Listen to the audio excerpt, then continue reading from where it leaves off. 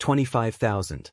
That is the number of calories a human body can burn in a single week just trying to stay warm while being perpetually soaked to the bone. To a modern person, that sounds like a metabolic impossibility, nearly 10 days of food in 7. But for an ancient hunter-gatherer caught in a 30-day deluge, that was simply the price of admission for staying alive. Imagine you are standing in a forest in northern Europe, 50,000 years ago. The air is the color of wet slate, and the rain isn't a storm, it's a permanent state of existence. It has been falling for 3 weeks.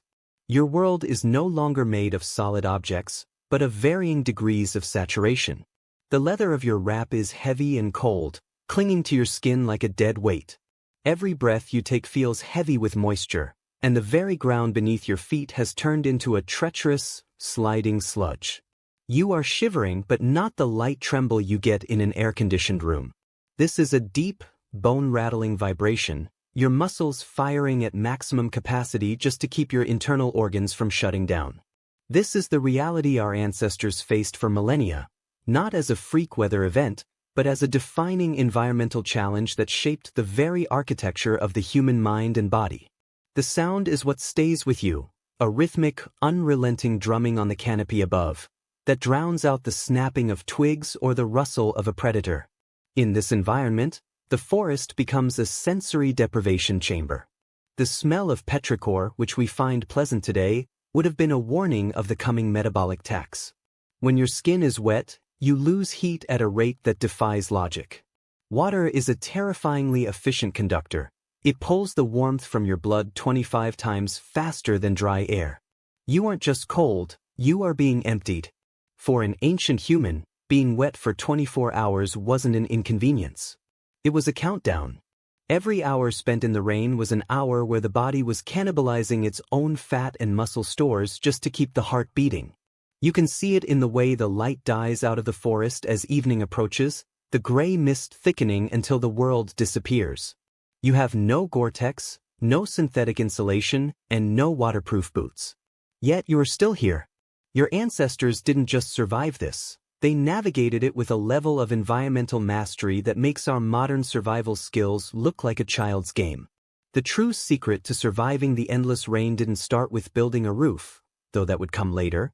It started with the mastery of fire in conditions where nothing should burn. To a modern camper, wet wood is the end of the night.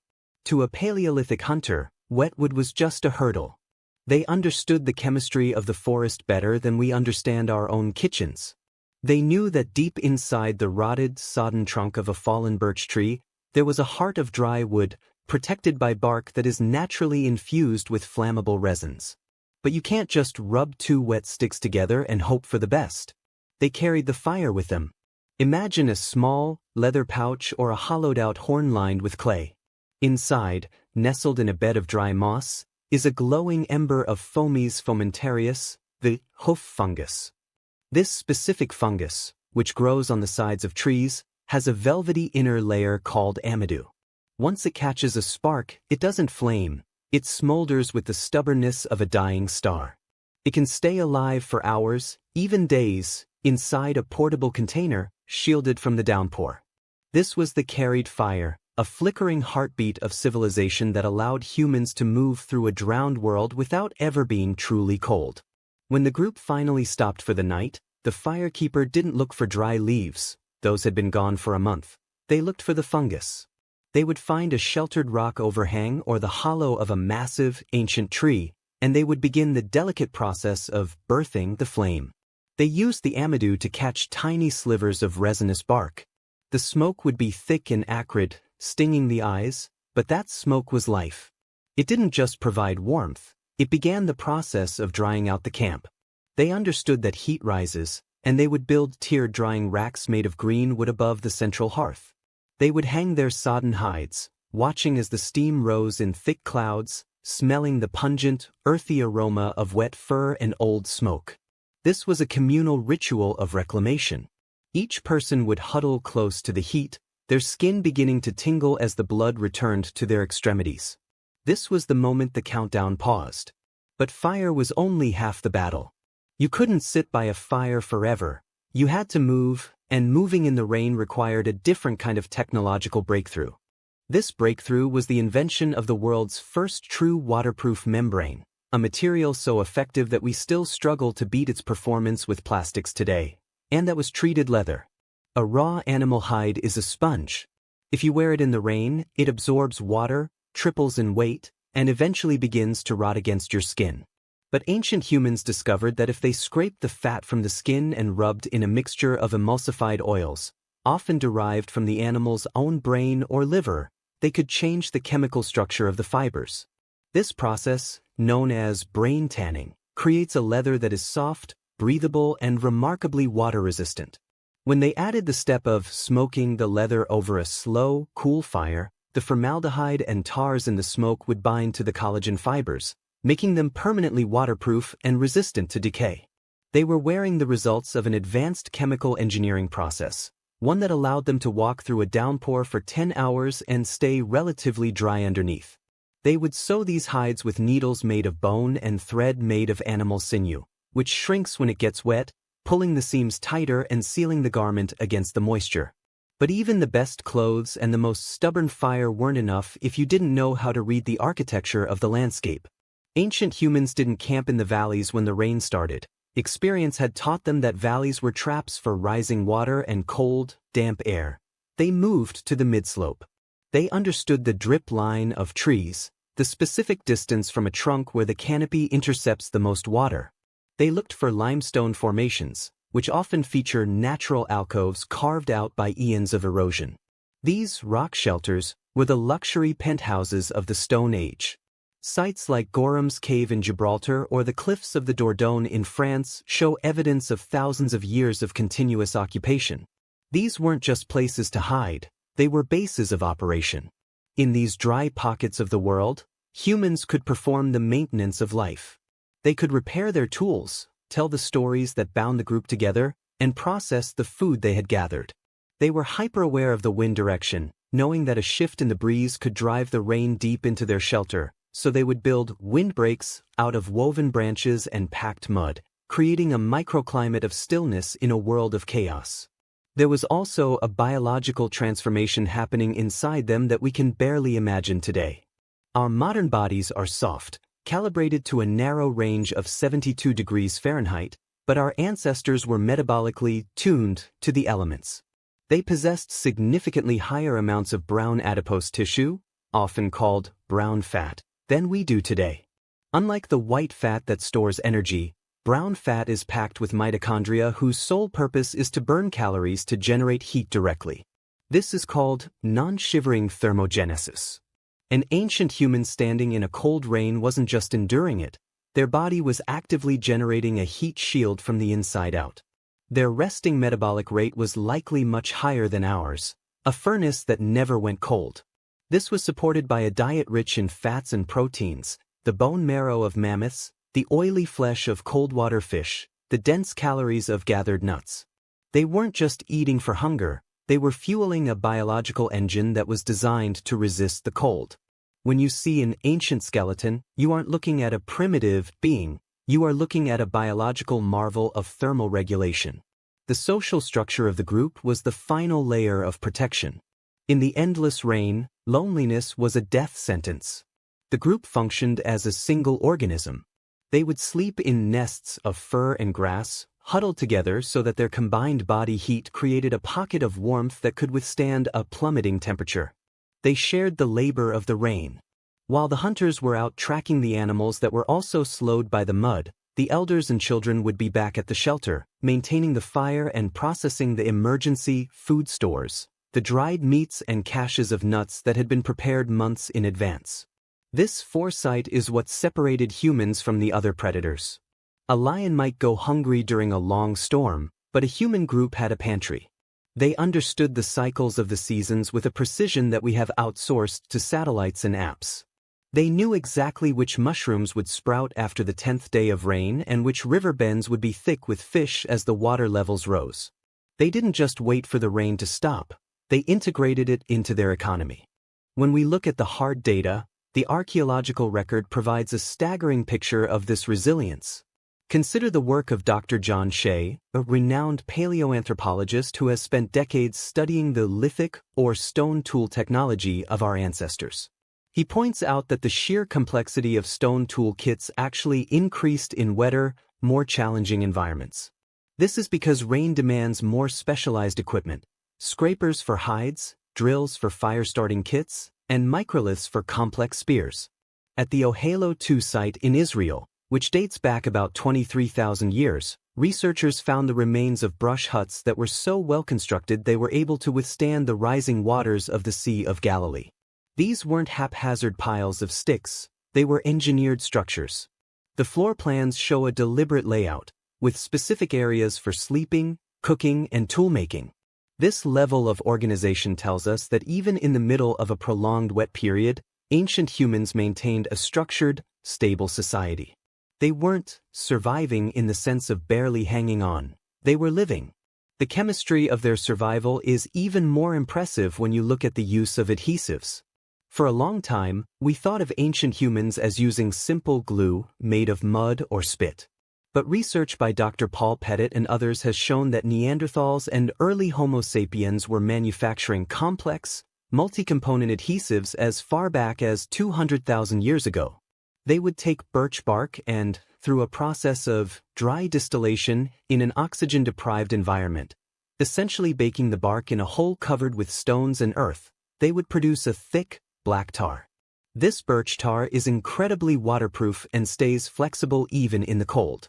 They used it to haft their stone points onto wooden shafts, creating weapons that wouldn't fall apart when they hit a wet animal or got soaked in a swamp.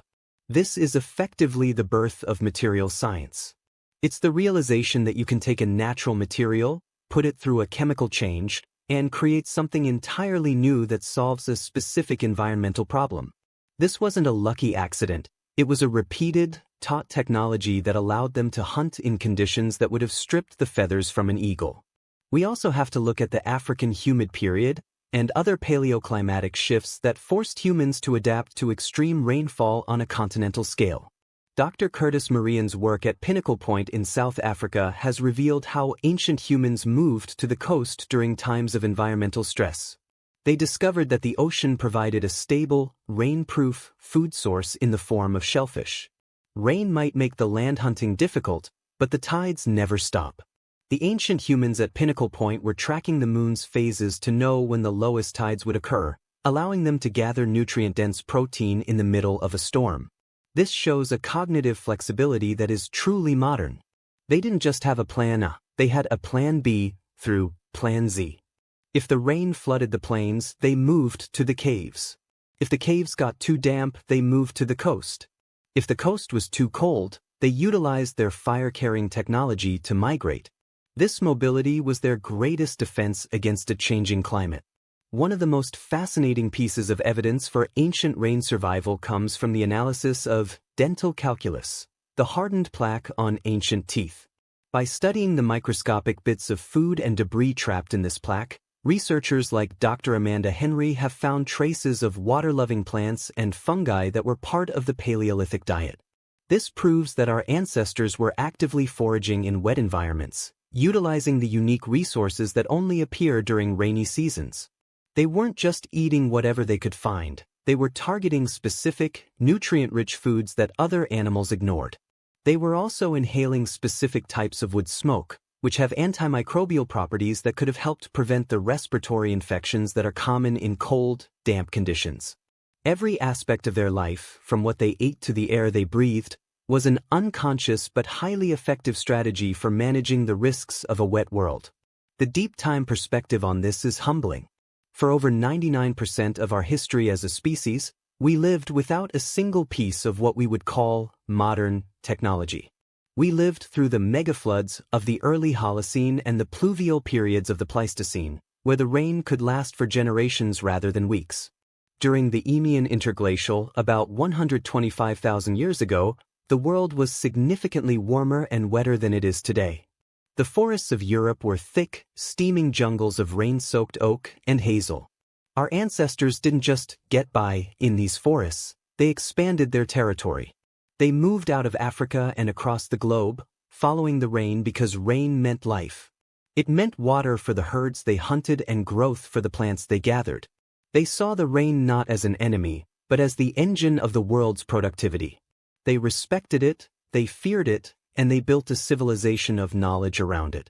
Consider the tinder fungus, again, the Fomes fomentarius mentioned earlier, because it represents a pinnacle of this ancient knowledge.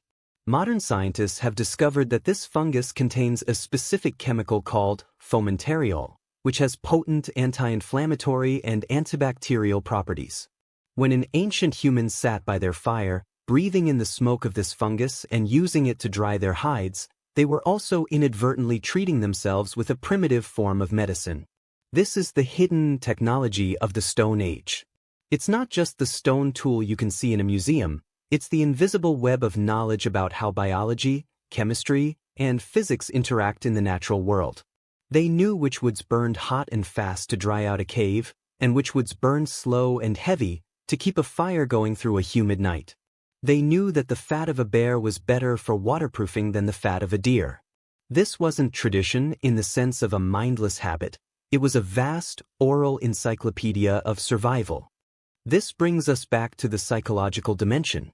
Surviving endless rain requires a specific kind of mental toughness, a cognitive grit, that has largely been bred out of us by the comforts of the modern world. If you were an ancient human, you knew that for the next 3 months, you would never be completely dry. You would wake up damp, you would spend your day in the mist, and you would go to sleep in a humid shelter. This requires a profound level of acceptance and a focus on the immediate, practical steps of survival. There was no waiting for the sun to come out, because the sun might not come out for a month. You had to find joy in the small victories, the moment the fire finally catches, the warmth of a fresh kill, the feeling of dry leather against your skin after a long day in the mud.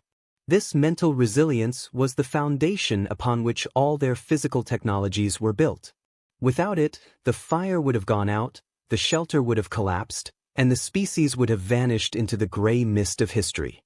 As the rain finally begins to taper off in our imagined forest, the world changes again. The heavy, suffocating silence of the storm is replaced by the roar of the rivers and the dripping of the trees. The ancient humans emerge from their shelters, their hides dark with smoke but their bodies warm. They look at the landscape with a surveyor's eye, noting where the mud has shifted and where the new growth will appear.